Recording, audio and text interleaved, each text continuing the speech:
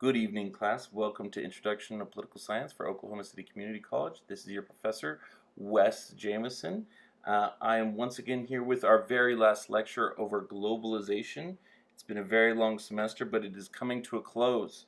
Today we're going to be talking about WMD, the rise of China, sustainability of globalization, and the environment. I just want you guys to know I've had a great semester with you guys. Your guys' work is amazing, and I hope that you guys learned something. I certainly learned something, but right into the lecture. Okay, we're talking about the proliferation of WMD. Of course, WMD means weapons of mass destruction. This includes everything from nuclear weapons to chemical to biological to nuclear dirty bombs. And the question we have to ask is, do nukes actually prevent war? And we find that yes, they can if we use them in the sense of MAD or MAD or mutually assured destruction. Okay, countries will fear that if they use a nuke on a country, then that country will then use a nuke on them, thus preventing any victory and mutual destruction. So that this mutual destruction will keep them from actually firing the bombs, and thus peace, right? And we've seen this work in several places. The most common example that people use is the Cuban Missile Crisis, when the USSR was putting missiles in Cuba, or was thought to be putting missiles in Cuba, and Kennedy kind of freaked out and put a blockade around Cuba, and we were this close to nuclear destruction for both of our parts. But there's also states that have recently acquired nukes, like North Korea, Pakistan, and India, and who can forget the Iranian nuke deal that took place a few years ago, which Obama and Secretary of State Kerry brokered, in which the Iranians were asked not to make nukes in exchange for American nuclear power technology. Not only that, Iran also asked for $9 billion in cold, hard cash that we delivered to them over a plane. Now, a lot of people have had problems with the Iran nuke deal, but we can say that it's actually holding, and Iran is not creating nukes, to our knowledge. Alternatives to the spread of weapons of mass destruction is this idea of the nuclear umbrella, where we say that we will use our nukes to protect you as long as you don't make nukes yourself. Then there's global treaties like the Nuclear Non-Proliferation Treaty, or NPT, in which 171 countries have joined on, saying that they will not create more nukes if they already have some, or not create nukes at all if they don't have some. And then, of course, there's coercive disarmament, which we actively tried to pursue with Iraq in 2003 when George W. Bush sent troops into Iraq to try to destroy any weapons of mass destruction. We all remember when W went into Iraq and found absolutely no weapons of mass destruction. Now, people say that maybe the Iraqis moved them, or maybe they never had them at all. Either way, we never actually found any weapons of mass destruction. Okay, moving on to the rise of China. There is obviously a lot of people in China. Now, China is coming up in the world, both economically and militarily. They have a burgeoning manufacturing sector, which is leading the way for the world, and it is essentially how they're building their country. If we look, in 2013, right now they're sitting as the second largest economy, but estimations by 2050, they should have a much larger economy than the United States. As a matter of fact, they should have the first largest economy, and second would be India. Second would be United States, and then third would be India. Very quickly rising on the world stage, both of those countries. And how they're doing it? Well, again, they're using manufacturing.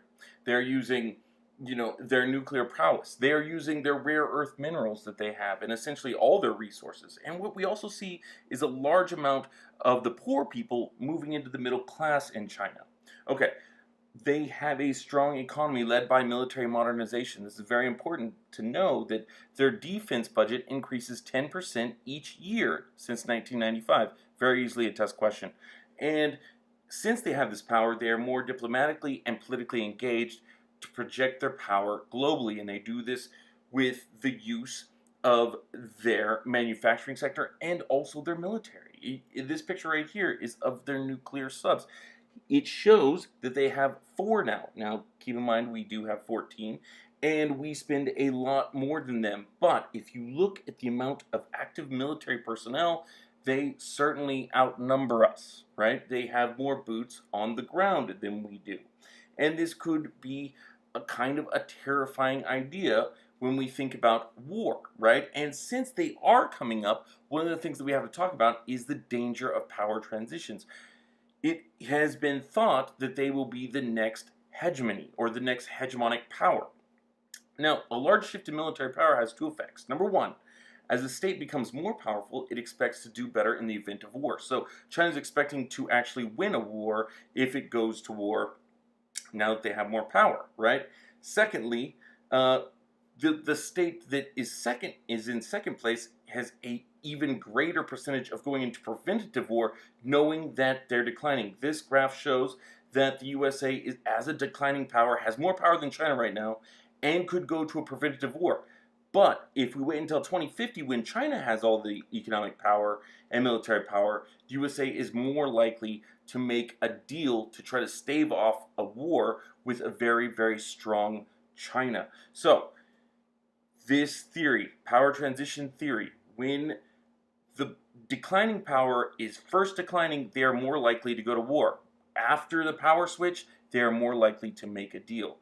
So we ask, would a transition to Chinese hegemony significantly change the world? Well, maybe. They have just created the Asian Infrastructure and Investment Bank in the spring of 2015. President Obama asked many of our allies not to join, but they joined anyways. And mostly they joined because they see a very volatile dollar, a very volatile euro, and they see China doing very, very well. Now, this AIIB, this Asian Infrastructure and Investment Bank, is supposed to rival the World Bank, the IMF, and the Asian Development Bank out of Japan. So, they could be threatening, but not necessarily. China is making a lot of money in the world order the way it is. They just joined the WTO about 12 years ago. They're doing really well in the world. Why would they want to disrupt the entirety of the economic system? Okay, the sustainability of globalization. It's a fairly awkward topic, but we're going to talk about how globalization has affected the world. Okay, so globalization came a part of the world after the 1980s, when we first got internet and computers. And these internet and these computers, it changed the world of commerce altogether. We started selling more beyond our own market to other markets. And especially after the USSR opened up markets, when they fell, all those markets opened up, and all of a sudden we had so many new customers. Also, the people of Russia noticed that their store shelves were starting to be filled with a lot of goods. Now, I know it's kind of cut off in this YouTube, but we see that the export volume of the world just quadrupled over time from 1980 to 2015, and we also see the world GDP increasing as well, right along with it. That little dip right there, of course, is 2008-2009, which severely hurt, the trade market of the world. Now, critiques of globalization? Yes. It definitely empowered corporations and investors more than us, which was a change for the world. It led to a sharp increase in income inequality. That is something we talked about a couple lectures back that really, really affects how we operate on a day-to-day basis. And also, it made the global economy more volatile and prone to crises, which we have seen with the recession in 2001, the recession in 2008, and who knows what comes in the future. So, what does globalization do for us? Well, not only does it build us, but it also builds our wealthy. Okay, our 1% has more than doubled its wealth, but we also see the bottom 50% losing out. So the rich are getting richer, and the poor are, of course, getting poorer. And this is because the wealthy have the means to be able to move it across the world, whereas the poor do not. So, yes, globalization definitely helps the wealthy, but it definitely hurts the poor. It's a good looking graph there. All right, so now let's talk about the last section, environment. Okay, now environment affects IR in many different ways, and one of the most obvious ways is, of course, global warming. The long, slow rise of average world temperatures caused by the emissions of greenhouse gases produced by burning fossil fuels. We're talking about gasoline, oil, all of this. Now, what we can see from this is, of course, melting ice caps and altered weather patterns, which we have seen as we had two Class 5 hurricanes hit the United States within 2 weeks of each other. And of course, who can forget the stereotypical picture of a polar bear on some melting ice? That is the picture that everybody seems to see from that. But we're going to see real effects here in our country, especially in Florida and along the coastline of the east. Now, the tragedy of commons, a collective goods dilemma that is created when common environmental assets, such as the world's fisheries, but also our oceans and several other things, are depleted or degraded through the failure of states to cooperate effectively. Now, there are solutions to this. One of them is common pool resources. So common pool resources are very, very rivaled in consumption. That means that everybody wants some of it. But it's very low in excludability. That means that everybody has a chance to get some of it, right? We consider these like fisheries. We need to consider things like lakes and pools, things where we get water, of course, because water is a very necessary resource. We can't exclude anybody from water, but we know that everybody needs it. Another solution, international cooperation. Okay, so there's 3 international treaties I want you to know about. In 1987, the Montreal Protocol. This was the most successful protocol that has ever taken place. It was an international treaty to reduce ozone depletion. Essentially, they wanted to take out all the fluorocarbons so that to save the ozone, right? USA commits to it along with every other country, and it's very successful. But in 1997, the Kyoto Protocol, international treaty on global warming that mandates the cut of carbon emissions. The USA declined to join. Now, why? Well, when you cut carbon emissions, you are cutting back your economy. You're essentially saying you cannot make things because when you make things, you produce carbon emissions. And the United States would not do that. In 2014, you had the Lima Accord. Now, this is a very strange accord where carbon-reducing commitments were submitted by each country, and the enforcement of these commitments is based on quote-unquote peer pressure. I don't know if you guys can hear my fingers actually making the quotation marks there, but they are. USA has submitted a plan under Obama, but very little has been done to execute it. So, is anything working? Well, we've seen no slowdown in global warming. Absolutely none. The trend continues to rise.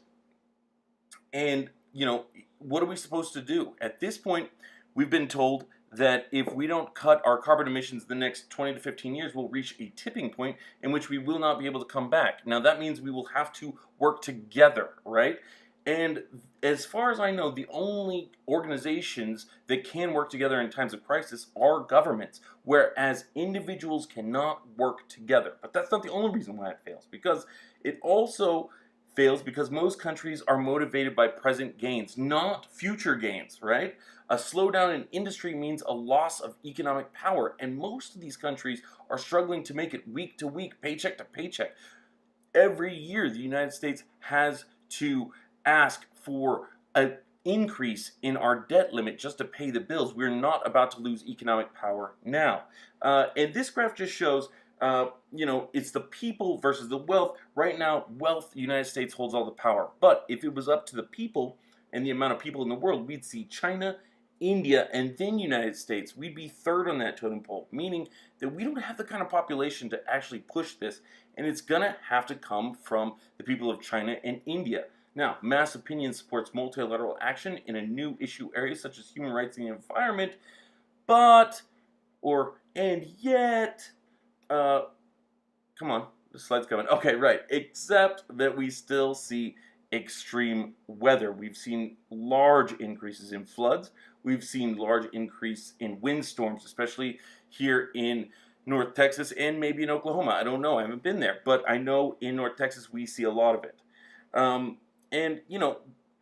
The thing about the environment is that if we don't work together collectively, we are going to struggle in the future. So it's a very it's a sad state of affairs that I don't know if we can work together long enough to be able to prevent this from happening. Okay, so I got a couple prompts. This is for our last essay, and I'm hoping to get some really good essays. You guys' essays have been amazing throughout the semester. We have one more left before the final, okay? First prompt: given that the U.S. is at a slow growth period or declining economically when compared to China, whom is growing at a furious pace? China is growing at a furious pace. Should a preventative war happen to secure our place in the international order? Or two, many environmental scientists say that if we do not dramatically decrease our carbon emissions in the next 10 to 15 years, we would cross a tipping point that would set in motion a catastrophic climate events over the next 75 years. Can the people of the earth work together to change this, or is it too late? What should be done? And I'm hoping to get some really good answers from either one of those prompts. If you guys have any questions, please don't hesitate to call me, let me know, text me, email me, do whatever you can. You guys will receive one more video from me next week, just to give you guys an update on the review for the final exam. I hope you guys have a great week, and I cannot wait to read your guys' papers. Have a good night.